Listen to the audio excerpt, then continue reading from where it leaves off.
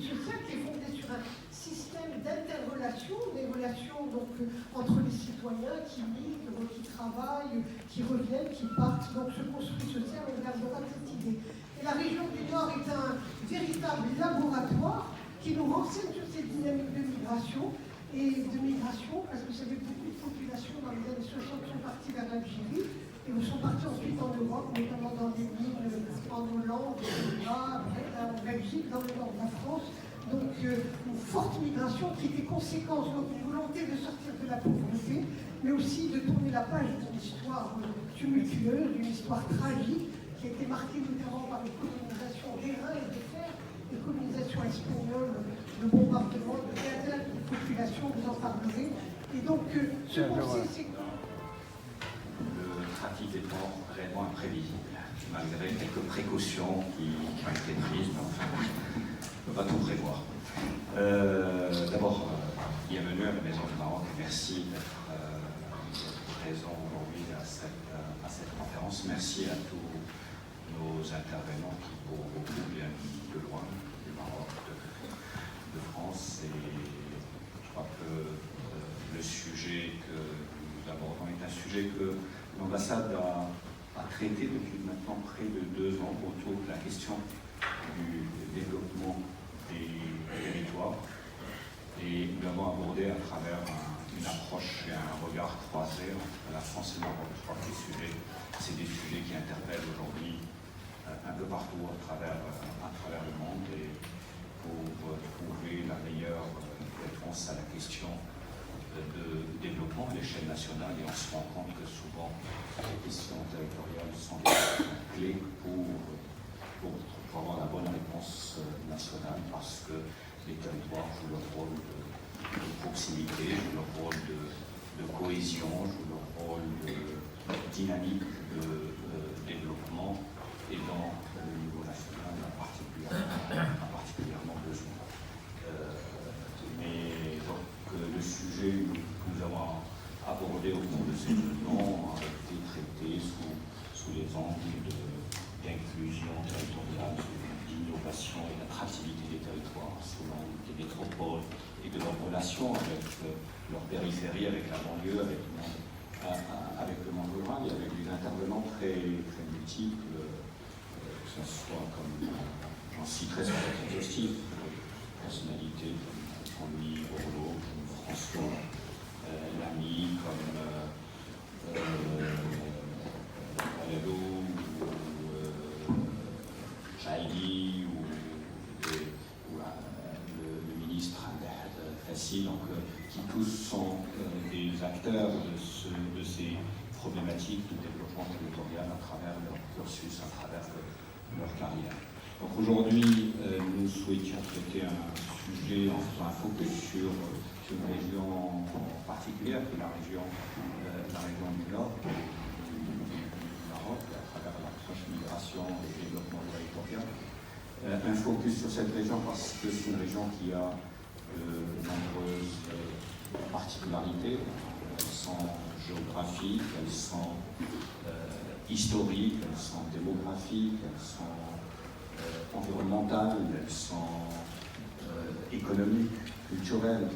Et il me paraissait important de voir comment, dans un contexte particulier, toutes ces notions de développement territorial s'appliquent et se mettent en œuvre avec des réussites, avec des difficultés, avec parfois aussi une recherche de la bonne approche, de la bonne méthode, de la bonne réponse à un certain nombre de ces problématiques. Ce que je peux souligner, pour en avoir été témoin, c'est que l'intérêt pour la région du Nord s'est exprimé depuis déjà bien longtemps. À la fin des années 90, déjà, en fait, il y a eu la création de l'Agence pour le développement des provinces du Nord en 1996, mais tout autour de la mise en place de cette agence, en fait, il y a eu une réflexion qui a été menée, une réflexion stratégique. Et quelques éléments, j'ai eu la chance d'accompagner, d'être à ce moment-là en tant que secrétaire général du département d'économie, d'avoir suivi un peu ce débat à l'époque de la mise en place même de cette agence. Et dès le départ, la stratégie était extrêmement claire, c'est-à-dire compte tenu de toutes les données de la région, il était très clair que le développement de cette région ne pouvait pas être mené de la même manière sur la partie est, sur la partie ouest ou sur la partie centrale. Et que autant on voyait bien qu'il pouvait y avoir quelques pôles, des locomotives qui pouvaient tirer cette région en termes d'emploi, en termes de création de richesses sur la partie d'abord de la région de Tanger, parce qu'elle disposait d'un certain nombre d'atouts qui, sous réserve d'investissements complémentaires, supplémentaires, pouvaient permettre l'émergence et à cette région de jouer leur côté. Autant on voyait combien la région peut-être de Nador et de CIA pouvaient, pareil, disposer d'un certain nombre d'atouts, autant on comprenait que la partie centrale, étant une région particulière sur le plan environnemental. Il y a les banques, parce qu'il y a quand même une diaspora qui apporte beaucoup, qui transfère beaucoup d'argent.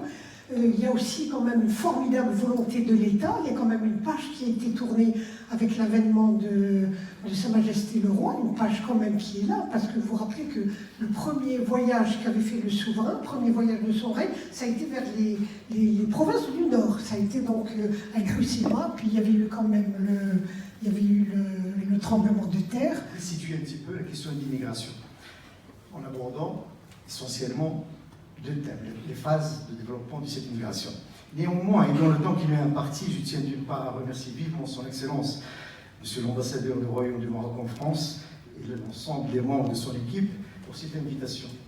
Et je mesure l'effort et l'énergie que vous avez déployé pour rendre cette maison et pour le choix de cette mais complexe, et comme vous l'avez dit, avec son territoire d'origine.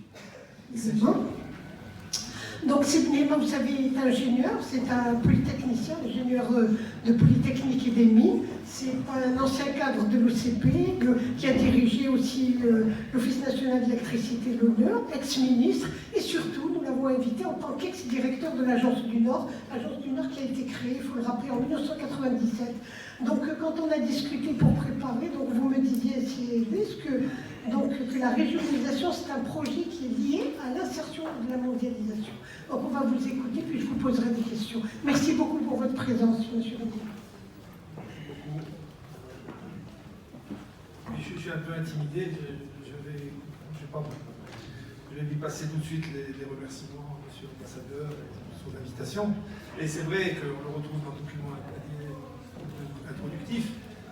La régionalisation avancée, comme projet d'État, impulsé par Sa Majesté, est une doctrine qui doit servir au développement des territoires. Vous avez dit sur le fait de l'importance de la culture.